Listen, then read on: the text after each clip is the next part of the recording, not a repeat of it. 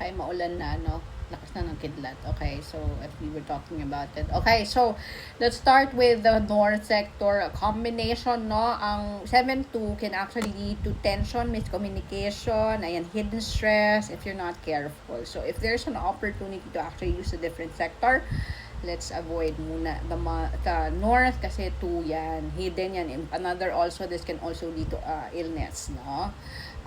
And then 7-2 can also lead to minor accidents. Alright.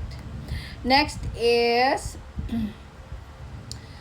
9-5. Okay, so maganda to, itong 9-5. Pero parang there is a sense of pressure. Actually, 5 on its own, it's not really good. Northeast is really a bad sector. But because there was a 9, may chance sana. Pero since ang Northeast is already a volatile sector, I wouldn't advise you to use this. Iniisip ko yung 9-5 kasi in terms of long, natal, no? Natal chart. But nga pala, month ang pinag-uusapan natin. So, wag na lang muna. Kahit nandito si 9, wag na muna. Wag na muna, okay? Para mang-safe. Kasi ano to ang pag monthly energies medyo pressure, matindi ang pressure, no? Tapos sudden shift. Ayan, mga biglang magbabago. Ayan, kasi nga month ito. Okay, for the east naman, ito ay maganda ito 9-4. So this is all about learning. Ayan, mga students. Maganda itong magstay dito. Okay, if you're trying to study something, a subject, you're a speaker and you want to start speaking up, and dito ka mag-prepare sa east. Ganyan. Maganda ang east. Next naman is southeast and 1-5. So andito yung month star ng 5.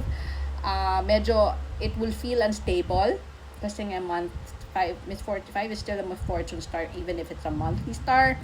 So pwedeng mental fatigue, overthinking, kasi parang paiba-iba, walang certainty. Ayan, yun ang southeast, ang peg ng southeast. Ang south naman is good if you're especially looking for, kunwari, parang may scare na magtanggal ng empleyado sa office. Ayan, stay the south.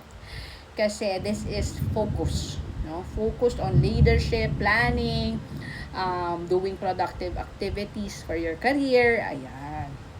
Tapos pang long term ang peg mo, ayan. So since kunwari may threat, then you can use the south to activate you staying longer, no? By what? Staying in the sector.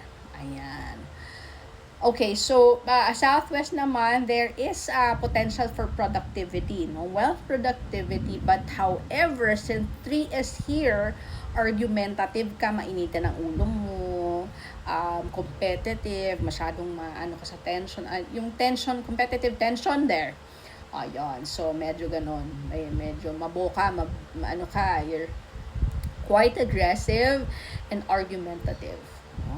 Parang this is okay naman if you're already like this, no? Yung tipong nangaaway pag hindi na-meet ng standards mo, parang ako minsan.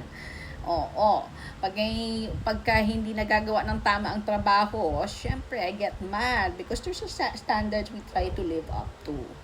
Kung okay lang sa'yo yan, alright. Okay. Next naman is west, ayan, 4-8. Okay, this is good for academics, for students. Parang mas madali nila maalala yung mga sinasabi nila, mas madali ka makapag follow through since mga learnings mo, mas madali mo siyang ma-process kaagad. Ayan, it's 4-8. Yan, building relationship din pwede. Alright, sa northwest, this can be quarrelsome, no? Mag-aaway-away kasi 3 at saka 7. So wood, metal chopping wood, no? Medyo ma-trigger ang argument, miscommunication, away here, away there, no? Yun lang ang northwest. Tsaka nakakapagod. Okay. Next naman is center, is 2-6, is kidlat, okay. May feel like everything is demanding. Everything about life is demanding. Health, family responsibilities, trabaho, parang ang dami kong kailangan gawin, no? Yun. Dito sa gitna. And on top of that, kasi ang 2 is illness star. So if you're using the center actively, medyo prone talaga tayo magkasakit tapos dadagdagan mo pa to, di ba? Iwasan mo na lang si center. Una mo nang gamitin. Alright? Ayan ang ating feng shui for the month of July, and I hope you learned from this video. And if you have any questions, please let me know. I'll see you in the next month. I plan to do next month again. I think. Medyo nagdadalawang isip na ako sa next month kasi medyo magiging heavy na ulit. But yeah, I will do what I can since short reels na lang ulit tayo. Okay, thank you. Bye.